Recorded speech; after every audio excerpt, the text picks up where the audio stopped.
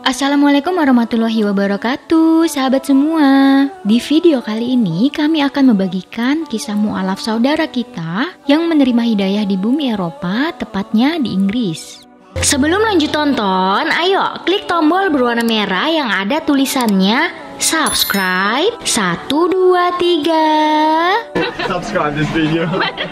Subscribe this video. Subscribe this video. Pemuda itu bernama David. David bercerita bahwa ia adalah anak yang diadopsi oleh keluarganya saat ini. Ketika ia masih berusia 6 bulan, orang tua kandungnya telah berpisah. Kemudian ibu kandungnya menjadi seorang pecandu alkohol berat, hingga David terlahir dengan kondisi fetal alcohol syndrome. Sebuah kondisi di mana perkembangan anak terganggu secara fisik dan mental karena konsumsi alkohol yang dilakukan ibunya selama mengandung. Sosok ibu angkatnya saat ini bagaikan malaikat yang bersedia menolong dan memastikan David tumbuh dengan baik walaupun ia telah memiliki anak-anak dari rahimnya sendiri. Setelah diadopsi, David berhasil pulih dari kondisinya dan bisa mengikuti sekolah secara normal. David pun mengenal Islam secara nggak sengaja saat duduk di bangku SMA. Saat itu menjelang kelulusan, ia harus mengambil sertifikasi pendidikan yang dibutuhkan semua warga Inggris untuk berkuliah maupun melamar pekerjaan. Salah satu subjek belajarnya adalah agama dan kepercayaan yang ada di dunia dan dapat ditemukan penganutnya di negara mereka. Atas izin Allah Subhanahu wa Ta'ala, terdapat satu slide aja tentang Islam, bahwa Islam adalah ajaran yang mengimani satu Tuhan dan disebarkan oleh Muhammad. Karena memiliki rasa ingin tahu yang tinggi dan merupakan anak yang suka belajar sesuatu yang baru, sepulangnya dari program, ia mencari tahu lebih banyak tentang Islam dari internet. Ia membaca sejarah Islam, budaya-budaya yang berkembang, kemudian ia baru tahu kalau ada bangunan yang bernama Ka'bah, kota Mekah, dan masjid yang sangat indah di Madinah. Proses mencari tahu tentang Islam gak sadar terus David lakukan hingga ia lulus sekolah dan mendapatkan pekerjaan pertamanya. Sebagai lulusan SMA, pekerjaan pertama ia jalani di sebuah call center di kotanya. Ia melihat saat itu suasana di tempat kerjanya cukup multibudaya ya. Nah, ia melihat seorang wanita yang menggunakan niqab juga diterima bekerja di sana. Wanita itu duduk aja di pojokan dan sebenarnya tidak ada yang benar-benar mengajaknya berbicara, atau memang wanita itu memutuskan untuk menyendiri. Namun karena merasa telah akrab dengan Islam sebelumnya, David tidak merasa canggung untuk mengajak wanita muslimah tersebut mengobrol. Dalam proses kedekatan tersebut, David menggunakan kesempatan untuk kepoin lebih lanjut tentang Islam. Sebaliknya, sang wanita muslimah bertanya kepadanya tentang budaya-budaya yang ada di Inggris. Hingga pada suatu hari, sang wanita muslimah menyadari bahwa David sangat tertarik dengan Islam dan memberikan hadiah Al-Quran kepada David. David menerimanya dengan senang hati dan ia mulai membaca isi Al-Quran setiap saat. Semakin banyak membaca, semakin mendalami Al-Quran, David semakin menemukan bahwa ajaran Islam sangat masuk akal. Dia berpikir, pantas aja para muslim mengimaninya. Ia juga mengambil kesimpulan bahwa Islam merupakan ajaran yang baik untuk diterapkan dalam kehidupan, terutama untuk dirinya sendiri. Seiring berjalannya waktu, David telah berganti pekerjaan dan menjalani kehidupan seperti biasanya. Sayangnya, Al-Quran tidak lagi dibaca rutin dan hanya tersusun di lemari buku. Namun pada suatu hari, saat sedang membersihkan lemarinya, ia melihat Al-Quran tersebut dan kembali membacanya. Sebenarnya nih ya, ia sangat senang ketika membaca Al-Quran, karena ia tidak hanya mendapatkan banyak informasi dan pelajaran, melainkan juga membuat perasaannya nyaman tanpa bisa dijelaskan penyebabnya. Dalam kehidupannya, ia pun telah memiliki beberapa teman yang muslim. Sambil terus membaca Al-Quran, ia juga diskusi banyak hal kepada kawan-kawan muslimnya itu. Karena menyadari David memiliki ketertarikannya lebih kepada Islam, teman-teman muslimnya menyarankan David untuk datang ke masjid menemui salah seorang imam di sana. David pun melakukannya. Namun, saat sampai di depan masjid, ia merasa ragu untuk masuk ke dalamnya karena ketakutan. Rupanya, rasa takut tersebut ia dapatkan karena mengingat semua informasi yang pernah ia simak di media, bahwa ia akan bertemu dengan penganut Islam yang akan memaksanya mencuci otak, mengatakan kepada keluarganya bahwa mereka semua adalah golongan setan. Namun beberapa jam kemudian, ia akhirnya beranikan diri masuk ke dalam masjid tersebut. Dan gak disangka, David mendapati pengalaman yang sebaliknya. Semua orang di dalam masjid bersikap ramah kepadanya, terutama sang imam masjid yang kemudian membawa David memperkenalkan area-area di dalam masjid. Obrolan mereka harus berhenti sementara karena tiba waktu sholat. David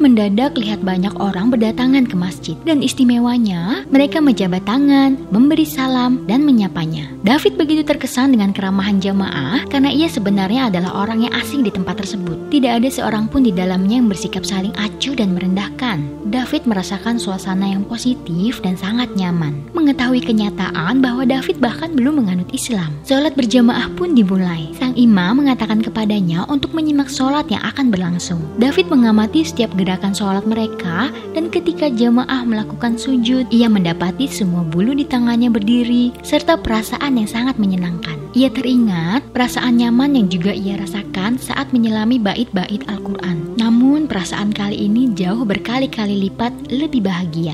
David tidak bisa menjelaskan dengan tepat perasaan yang ia rasakan saat itu. Namun di saat itulah, untuk pertama kalinya, ia sangat yakin untuk menganut Islam. Mungkin itulah yang disebut hidayah ya.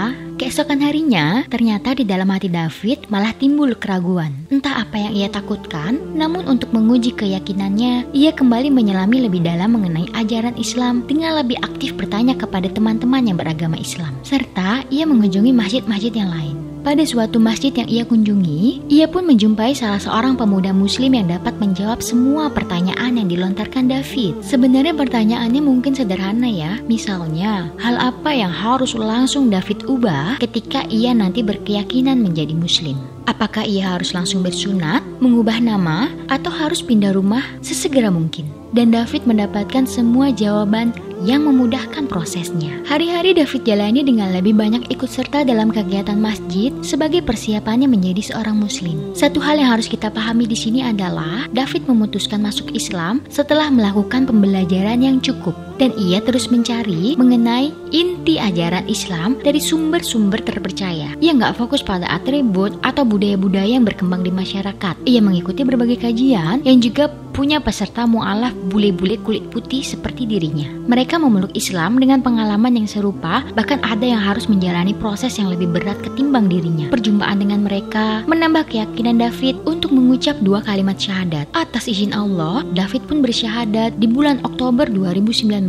Disaksikan jamaah sholat Jumat di sebuah masjid. David pun menjadi muslim diam-diam. Tidak ada seorang pun dari keluarga di rumahnya yang tahu. Dan setelah mengucapkan syahadat itu, ia pun masih belum tahu bagaimana caranya kasih tahu keislaman dirinya kepada keluarga, terutama kepada ibunya. Pada suatu hari, ketika ia tertidur setelah membaca Al-Quran, ia letakkan Al-Quran gak sengaja di atas mejanya gitu aja. Padahal biasanya ia letakkan bareng buku-buku lain di rak. Esok pagi, David masih tertidur ketika sang ibu diam-diam masuk ke kamar, hendak memandangi David seperti biasanya. Namun berubah menjadi kengerian bagi sang ibu karena ia menemukan fakta bahwa David selama ini diam-diam mempelajari Al-Quran. Sang ibu berteriak histeris seketika, kemudian keluar dari kamar David, dan seperti orang yang terserang panik, sang ibu berlarian di dalam rumah, berpindah dari ruangan satu ke ruangan lain sambil meyakinkan dirinya bahwa David tidak berpindah keyakinan. David terbangun karena teriakan tersebut, dan ketika menghampiri ibunya, sang ibu melempari David dengan bantal atau pakaian apapun yang bisa dijangkaunya. David kemudian berusaha menenangkan sang ibu dengan meraih dan memeluknya.